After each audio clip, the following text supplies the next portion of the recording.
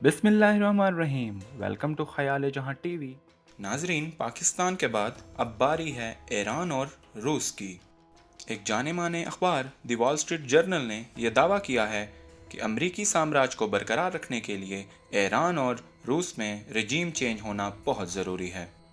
नाजरीन, इमरान खान ने रजीम चेंज लफ्ज़ को इतना फैला दिया है कि अब हर कोई इससे बाखबर है।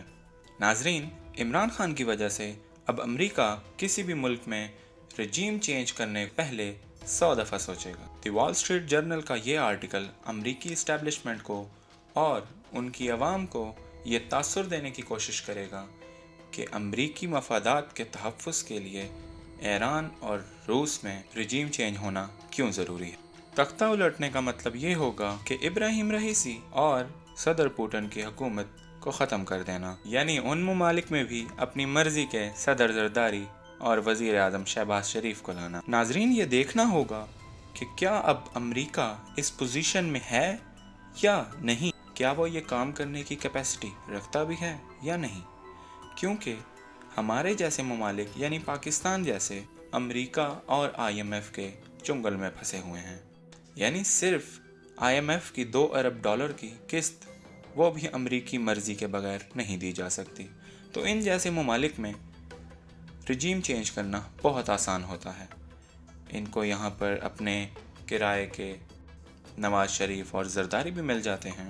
नाजरीन, अगर रशिया और ईरान को देखा जाए तो ना तो उनका निज़ाम हमारी तरह है, यानी कि रशिया में यानी कि उन दो ममालिक में ना अदम एतमाद लाई जा सकती है और ना ही फ़ौजी डिक्टेटरशिप। नाजरीन, ईरान के सिस्टम को देखें तो वो पूरी दुनिया से मुख्तलिफ है, यानी उनमें एक पासदारान इनकलाब और उनके सुप्रीम लीडर बाकी दुनिया से मेल नहीं। वैसे अगर हिस्ट्री देखें तो अमेरिका ने मुख्तलिफ तरीके अपनाए हैं जब भी उनको रजीम चेंज की ज़रूरत पड़ी कि माशी सूरत हाल ख़राब कर दें, बम धमाके करवाएं ताकि लोग ख़ुद ही अपनी हुकूमत के ख़िलाफ़ बाहर निकल आएँ और मुजाहरे करें। एक दूसरा ज़रिया ये है कि माशी पाबंदियाँ लगा दी जाएँ और उस मुल्क को मफलूज कर दिया जाए, उस मुल्क को दूसरे ममालिक में भी बदनाम किया जाए और दूसरे ममालिक से तिजारत पर पाबंदी लगाई जाए। वैसे अगर देखा जाए तो मेरे ख़याल में ये तमाम तरीके पिछले दहाइयों से अमेरिका, रूस और ईरान पे लगा चुका है। तो इन तमाम तरीक़ों से कोई रिज़ल्ट नहीं आया। ईरान ने अपनी तिजारत रूस, तुर्की और चाइना के साथ मिलकर वैसे ही बहुत ज़्यादा कर दी है। चाइनीज़ अखबार ने कहा है कि अमेरिका ने 81 ममालिक में रजीम चेंज को किसी न किसी तरीके से सपोर्ट किया या किसी तरह से वो शामिल रहा। वो ममालिक या कमज़ोर थे या उनमें जमहूरियत कमज़ोर थी, और जहां इमरान खान जैसे लोग खड़े हुए तो वहां उन्होंने अपने मोहरों के ज़रिए उनको खामोश करा दिया। बेसिकली ईरान और अमेरिका का तमाम फड्डा सिर्फ़ और सिर्फ इसराइल की बेस पे है।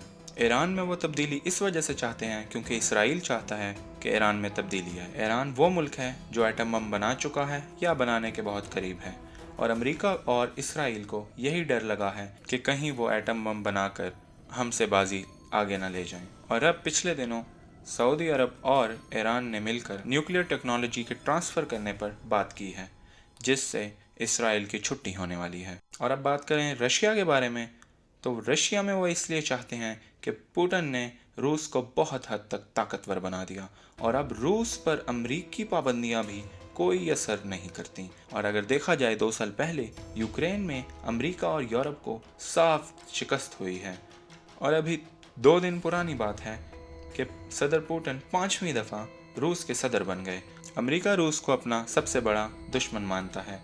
नाजरीन, देखें और समझें कि पुतिन की इस्लामी दुनिया पर बहुत बड़े एहसानात हैं, यानी उसने शाम और ईरान में S-400 तैनात किया, ड्रोन दिए, तुर्की को भी S-400 दिया और इसराइल के शर से बचाया, और अपने मुल्क में मुसलमानों को आज़ादी दी, हिजाब पर पाबंदी उठा दी, और पूरी इस्लामी दुनिया बल्कि पूरी दुनिया में पहली दफ़ा दाइश को खुल्लम खुल्ला ललकारा सिर्फ़ और सिर्फ पुतिन ने, और दाइश को अमरीकी बनाई गई CIA की तंजीम कहा सिर्फ़ और सिर्फ पुतिन ने।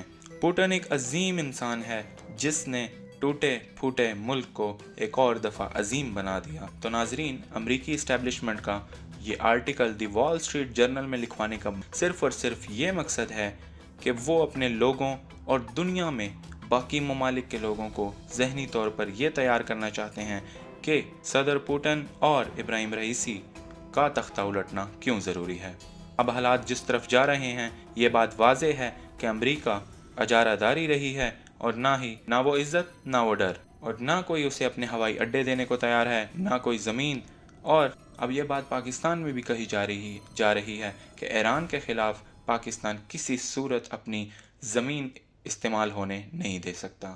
اگر بات کریں ہمارے اپنے میڈیا کی، آپ سب جانتے ہیں کہ ہمارا میڈیا بکا ہوا ہے۔ میں تو ہمارے میڈیا کی مثال صرف غریدہ فاروقی کو دے کے دیتا ہوں، یعنی جس نے پاکستانی میڈیا کو دیکھنا ہو وہ غریدہ فاروقی کو دیکھ لے۔ ناظرین، تو چلتے ہیں، آج کی ویڈیو یہیں پہ ختم کرتے ہیں۔